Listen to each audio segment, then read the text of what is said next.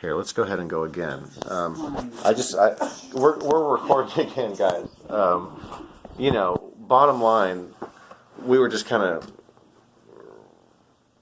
envisioning this stuff with you. Really interesting and shocking kind of testimony. Very appreciative of what you've done. What I know personally, as somebody who's been a member and a participant in quantum access projects, is that agencies like NSA and others, through the use of the technology, have identified threats that we try to plan for based on the foreknowledge of them. This is contingency planning for future events, and one of these is a very pivotal issue for the future, is this race card. And we talked about that before, and I definitely feel that incorporated into your life path. I think that's really neat. And so you were just stopping about the State Department and how they were coming to get you out. Your mother had called and so on, kind of as an ordinary citizen, and put you in touch with them within 12 hours. So if you want to pick up from there. We were instructed not to tell anybody the date that I was leaving. We were instructed not to tell anybody anything about the flights. Like I said, I knew that if they had routed me, and at least 90% of all the flights to Cameroon go through Charles de Gaulle Airport. It's just the way it is. And so did you have the foreknowledge of that would be a dangerous place for you based on what you had seen in Africa, or did they debrief you to that fact? Okay. I knew that. I was curious about that. I knew that, and from an intuitive standpoint, I knew, my inner knowing, that if I had gone through Paris, I would be dead. Okay. I would disappear, and I would disappear. So when I got my tickets and I saw that they routed me through Brussels, I knew that they knew exactly what they were doing. Had there ever been a specific agency that you knew that you were targeted by as a result of your dealings with your ex-husband? No. What I did, though, I was suspect that once I got home that I'd be watched. I knew that I would be watched because he's still there, and he'll never give up. And he's known since he was 10 years old that he would be the next president of Cameroon. And God bless him, he's never given up, and he will never give up. I knew when I came back from Africa, this is the truth, when I came back from Africa, I knew, and I said to God, there's nothing that I can do until their consciousness shifts.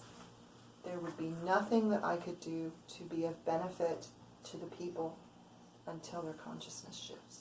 I'll tell you something about Tony Blair. You mentioned being from Africa, or from England when you were a kid at 16. Real quick, why were you there? Why in England? Just so people can know. My parents, my mother's British, and so we went back to, the story I was given was that we went back to be a help to my grandparents because they were getting older. Mm-hmm. And my parents had every intention of living there and making a life there. That's why we went back. Okay, fair enough. What I was going to ask you was about something to do with the British. I don't know why I forgot. Tony Blair. Yeah, of course. This is another quantum access related incident of the Ebola. I'll tell you right now, it's an inside joke. There will not be a Rebola. It's just an inside joke. This girl that worked with me on this stuff told me. I think it's funny to this day, but the Ebola outbreak has had a lot of conjecture over it, but it was in Dallas, Texas. That's really where I'm from. I was there when it happened, and I was talking to my buddies. I was talking to this girl that I know for a long time. Her dad is very highly cleared in the Air Force, all I can really say about it. And she grew up with this stuff. She has been through the sexual abuse. Her dad taught her about the Illuminati and shit. I mean, it's just raw, excuse the language, but it's raw. It's just raw how this stuff goes down in the families, and when you're involved in it, it's just the way that it is. And I told her, I said, this thing is finished. She was scared to death of this Ebola. And I said, look, it's already over. It's done. And what they had done was that they had the foreknowledge of this event. I don't know how long, but I know that I helped work the thing. And they sterilized the whole city with a type of technology that I'm on record stating over 2 years prior in radio interviews that you could forcibly inoculate and or basically sanitize a region within a couple of 100-mile radius with weather manipulation technology in conjunction with the optimization technique, which is well documented. And that's a fascinating thing. And so I saw Tony Blair go down and sell vaccines to Nigeria after the fact that Obama is on public television with the girl that had the Ebola. It says, the headline from ABC says, Obama eases Ebola fears with hugs and kisses. Okay? This chick had Ebola. She's hugging and kissing on TV. We've got the cure, guys. Okay? It's fine. We're never going to have Ebola again. That's exactly what they said. Tony Blair is down there selling these things to these people. This is the type of agenda and thinking. And the disconnect in the media and how they choose to exploit it. There is no refuting what I just told you at all. It is fact. And so you can see that. And then what does that show us about the disconnect with the people? You can't change. You can't do anything for them until their consciousness changes. God, how do we facilitate that though? It's like, I've asked myself that question time and time and time and time again. What does that mean to me? Yeah. It was a really sad day when I finally had that realization that until they shift their consciousness, I could try and try and try my best. I could bring in technology, but the consciousness is such that it would have no impact whatsoever. So it's like, okay, what does that bring? That I always bring everything back to me. What does that mean to me? And what that means to me is I'm part of the collective. We're all collected. Energetically, we're all collected. And so when I am able to go through my life journey and shift my vibration, that means there's that much more available to the rest of the collective to do that as well. That's how I see it. I have to bring it back to me. And what can I do? What choices can I make in my life that affect me? Knowing full well that I don't stop here. Mm-hmm. Sure. And so we're all connected. So as a kid, you took it back to when I think you said you were around 4 years old. From that, do you feel that there was some type of specific targeting in your case to induce alters or any of these other things that we hear in other people's testimonies? What is that like for you, and how has it played a role in your life? What have you identified? How have you grown and expounded upon that? That's it's a hard topic for a lot of people.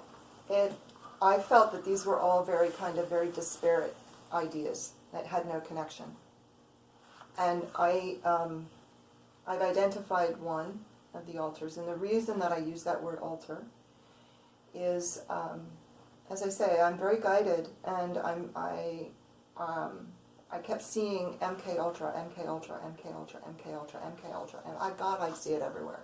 I'd see it on every single thing I'd look at on Facebook. I'd look at a YouTube, and there'd be 15 different videos being suggested about MK Ultra, MK Ultra, MK Ultra, MK. It was everywhere, and I wanted to ignore it because I'd look at that and it would resonate.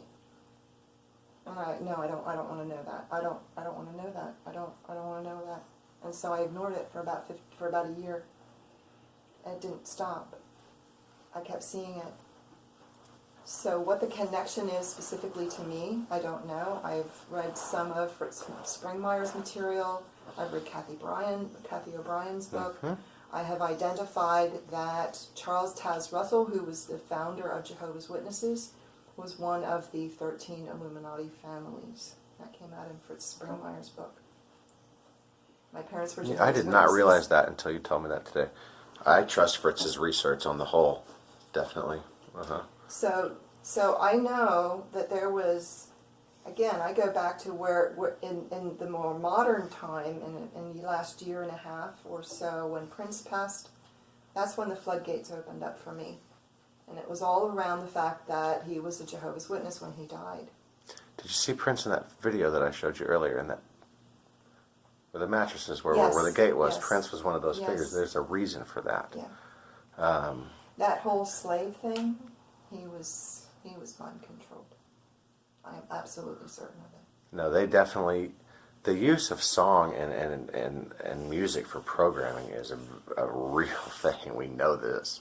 There are some quirks to it that are very interesting, because some of these songs will literally be written decades before a scenario occurs. I mean, I have seen this innumerable times.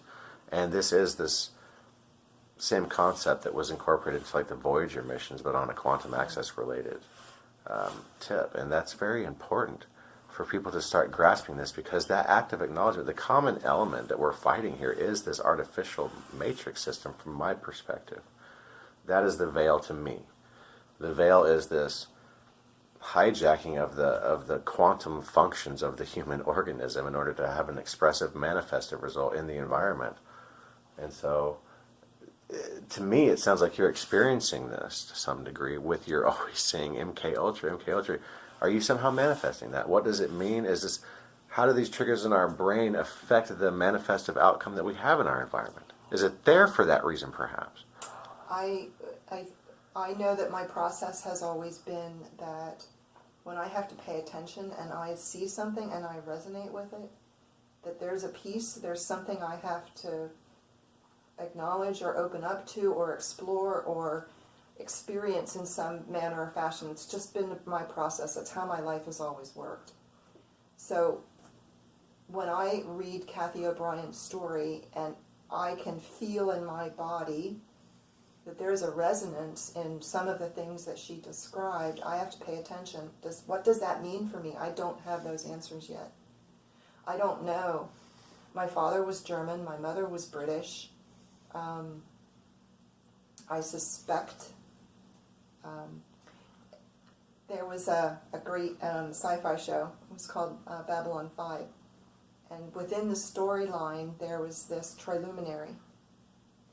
And one of the people there, through who they were as a person, their DNA would light up, if they were of the right bloodline, their DNA would light up this triluminary.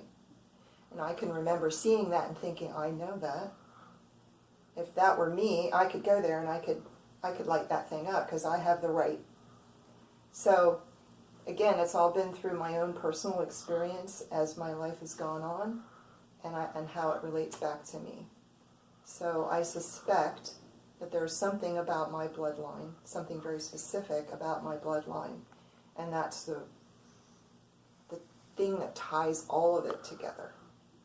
I would agree. That's my suspicion. I'm sitting here looking at you, trying to classify your species and looking at your ears. I've met real bona fide extraterrestrials. I know that I have some of it in my own blood.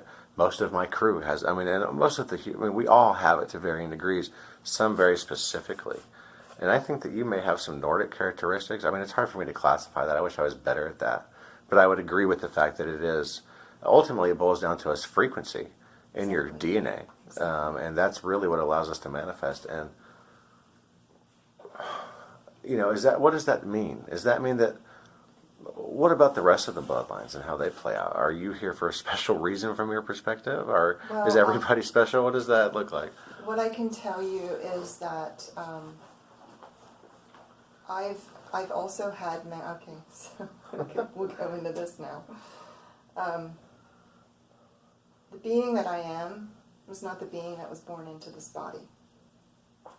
The being that was born into this body walked out, and I walked in.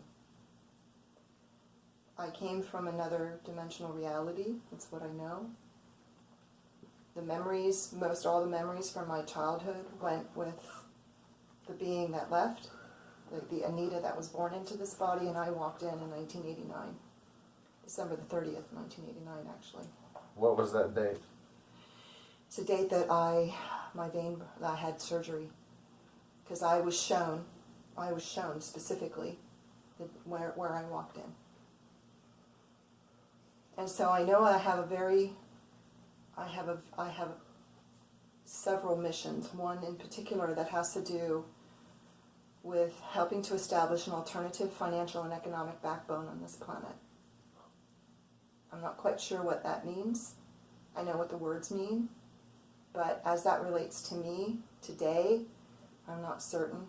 But I know that I came in for a purpose, and I came in because of who I am spiritually to hold the frequency that I am. So it's not surprising to me that, there's technologies that can tell when people, certain souls are coming in or certain spirits Certainly are coming there in, is. and they know exactly who they are. They'll recognize your soul. They'll know exactly who you are. Yeah. So I'm certain they know because Yeah, that's probably one of the reasons that you're doing here. This is certainly something that I don't talk about with many people, that I only talk about with people in my very close circle, and that is a very well-known aspect of technology projects. They can identify your soul. They can know who you were in your past life for a fact. Yeah. They'll put you together. You'll remember things, and it's really a pretty humbling experience, I think, for some of us, particularly after the stuff we've been through in this life, looking back like, man, I was this, I was that, and certainly I was in these, so I did these things. Yeah. And the interconnectedness of people is something that I still see in that for myself, but it really opens up an interesting can of worms there for I think anybody who considers those subjects in their own life or anybody else's context. It's a pretty fascinating subject, but well, Earth needs help. yeah, that mirrors my own life path. What you said just now is why I said that, because this technology for my dad is about this. You know, you can't break the backbone economically with just you can in different areas. Like Africa would be a great place to say, here's the free energy, man. You know, but we can't use it in America right now because it's going to break our fucking backs. You know, we're not going to have the. We have to wean ourselves. We have to build a bridge in the future to get ourselves off fossil fuel, and it sucks. But we have to do it in a way in which the people who have previously been profiting for this for their own vicious and wicked ends that have continued to profit off their hoarding of technology simultaneously to that Right. have to be held accountable, and we have to stop this thing. And so it sounds like a similar focus, if nothing less. Well, And this technology that I'm talking about in my family bloodline is actually viable for that. And so it's interesting, the people that you come around. I don't know. it wasn't until I began to understand Bitcoin that the words, because it always comes out exactly the same, to help to establish an alternative financial and economic backbone on this planet. And until I began to see what cryptocurrency was all about, it began to make some sense to me what this mission could possibly be about. Sure. And there's other elements to that, but that's always the piece that comes out, and it's the same every single time. You blew everybody in this room away you certainly blew me away. You know, this is not the last time we're going to talk to you. We've almost got you for an hour. There's about, if you want to fill up a whole hour, you've got about 12 and a half minutes to do that. It's in 2 parts. That's digestible for people, I think. Mm-hmm. So what else do we need to know? What else do you feel like is important? Is there anything that I should have asked you that I didn't ask you? Or is there a time where I should have just initially kept my mouth shut? What do you got? I appreciate being able to speak. Again, this is really fascinating for me, but as we all went back and had dinner, and I went back to the room and I prayed. And as I was walking down here, my prayer was, please let me speak whatever, that's God's honest truth, let me speak what needs to be spoken, whatever words. Let me be a clear channel so that information that needs to come through. I have no idea you're going to do this. We're resonating on that too, because that was pretty much my prayer this morning in the shower. I usually pray, and I've had a lot of blockage there for me because I've gotten bitter. My fucking skin is not like, I'm not a woolly mammoth. I have been through some pretty rough shit. Mm-hmm. You know, all of us have, and so it's good for me to acknowledge that, step out of that, and say, hey, I needed this too. People need to hear this stuff. So it serves me today. The most important, I think I've identified for me that this conference was not so much about Morgellons for me. The conference was about, there were pieces of information that I needed to hear, and there were pieces of information that I needed to give. I'm very clear about this. Mm-hmm. And sometimes where we get caught up is we start judging the individual, the human, that brings the information forth that we may need to hear. And so the most important place for me to stay in staying centered is to take the information that I need, because I can feel it, it resonates, I can feel I need that, that's extraneous, I don't need to know that. That piece, yeah, I needed that piece. So we don't get caught up in the personalities, or we don't get caught up in throwing information out because we have this judgment about some person who might bring some information through. And that to me is really, really important. And it always, always, always, always comes back to here. It always comes back to our hearts. When we can live and stay in our heart center, and we can ask for guidance, that's the pure channel that we have to our higher self and to all of the divine beings, the light beings that are working with us, our angels, our guides, whatever term you want to use, that's our direct channel. And so, although we see all of this going around, we have an understanding of the broader nature of reality, it always comes back to me. It comes back to how am I living and how am I making choices from my heart. And that, to me, is the most important thing that I could convey in all of my story, is to always come back to our heart chakra, always come back to that place of honest truth, because that's where the truth is. The truth is not here, it's here. And when we do that, each one of us is guided. Each one of us has our angels and guides and teachers, and they're all there to help us. We just have to be aware of it and allow ourselves to get quiet and still enough to be able to go into that heart space and get the answers that we need. What is the next step? So I live my life this way. So coming down here, I had no idea that we were going to do this tonight. What I did know is that there would be things that I would need to speak. So here we are. Awesome. That is fantastic. Is there anything that you would like to add? Anything at all? Anything? I just I'm so grateful for every person that has touched my life. There have been a whole lot of them that weren't real pleasant experiences. But because I know that I can relate to something through my own experience, when other people have experiences, I can relate to them because I've had the experience. And I can say that, and I identified this a long time ago, there is nothing that a woman anywhere in the world could ever say to me that would scare or frighten me. Nothing. Not a damn thing. Nothing, because I've been through it. That's like such a powerful thing. The fear is what feeds that system. That's what gives it the power right there every time. Yeah. So there's nothing that anyone could ever say to me that would frighten me. Never. Because I live by that connection. I'm looking around me at this conference, and there's just so many examples of a strong testimony in a woman. And in fact, I'll try to tell you, my own mom. My mom is like she's the strongest woman. She's done so much already. We can't phase her. She does not suffer fools. She's the best person. She'd do anything for you. And I've seen that in women my whole life. Mm-hmm. And I guess that's why I'm the only guy here. I have no idea about that. But it's so amazing to just look around and see you guys and just be like, man, it's humbling to think how tough you guys are for me. We've all been brought together. There's a higher purpose. We, as a collective, because I'm a systems person. I realize it's what I bring in. I'm a systems person. I see systems. Sure. And so when we know that we have a certain power with our intention as an individual, when we start beginning to look at the collective and we begin to look at small groups, and as small groups, when we start connecting and we set our intention, that is really powerful.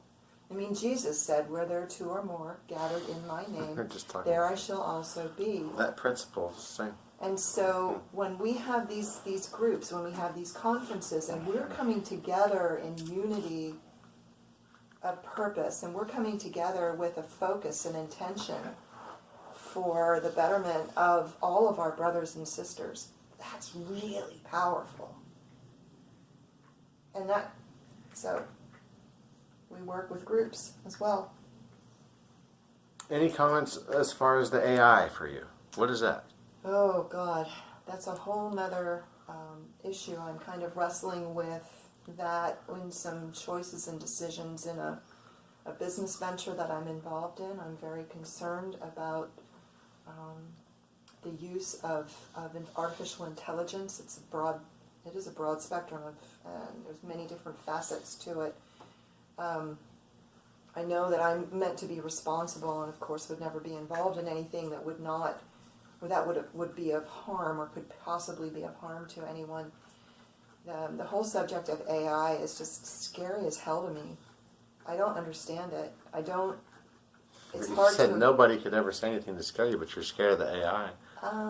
No, what I said was there's nothing that clarify. a woman could say to me that she had experienced that would Ah, frighten okay. or scare me. Okay, gotcha. No, there's definitely things that frighten me. Okay. And that's a subject, and the reason it frightens me is I don't know enough about it. I don't know enough about the mechanics of it. I don't know enough about its influence over me. And what of demons? What of etheric beings? On the bad side of the, I hear you talking about your guides and all this. What's the flip side of that coin? How does it play out? Do they use technology? You've got a few minutes there on that. I believe so. I mean, I've had numerous demons cast out throughout my life. There have been different situations that I've been in where I've identified that and sought help, and a couple of other instances where other people have been able to help me with that. I believe that's all part of the ritual abuse, because I believe that part of the control mechanism is that they're actually able to implant demons into the children. I've seen it. So that I've heard that testimony I don't know how many times. They will summon and specifically attach a demon. We were just talking about this on the parking lot. You were in here. You didn't hear us. I know. But yeah, that's a common account that we hear repeatedly. Certainly. Yeah. Mm-hmm. Absolutely. So I know that happened to me. And yeah, so I get bits and pieces as I go along. Sure. Wow. Yep. So do you feel like you've been splintered? Do you feel like you have like a... Yes. Yeah? How do you trigger into that? What taps you into that, and what do you do? I've only identified one other altar, and she has a particular style that is different than mine. And she has a different way of expressing herself, and the way that she perceives the world is very different than me. Mm. But she comes out sometimes. And Do you feel that it's an intentional stimulus that's given to you by somebody directly for a desired result on their own behalf or bidding? Or do you feel like it's an existential thing that just triggers you and it's arbitrary? Because of the nature of the way she perceives the world and the nature of her expression in the world, she was definitely created for a very specific purpose. The altar. Okay. And it's sexual in nature. What does that mean? Elaborate on that aspect. When that particular part of me, when that altar, she has a name, I won't go into that, but she has a name, and I can identify her. Her expression in the world is coming from a very sexual perspective. So the way that she moves, the way that she speaks, the way that she interacts with people is very highly sexually charged. So I know that she was created for a special purpose. What does that bring about in terms of manifestive quality in your environment? Your ability to create? How does sexual function and energy play out a role for that for you as a female and with your partners and stuff? In a brief nutshell, you've got a little bit of time there. Well, our sexual energy is our creative energy. And my life, all my life, I've been involved in... I was a financial planner. I had my Series 7, which is my stockbroker's license. I had my Series 3, which was my commodities license. I owned a commodities trading firm. I was a financial planner, so I owned my own business there. I owned a coffee house and roastery. I can do business with my hands tied behind my back, standing on my head. I understand business. It's linear, it's logical, it's numbers. I get that. So where I've been following my path in my life is to go into my creativity. So I bought a beautiful camera. I'm studying photography.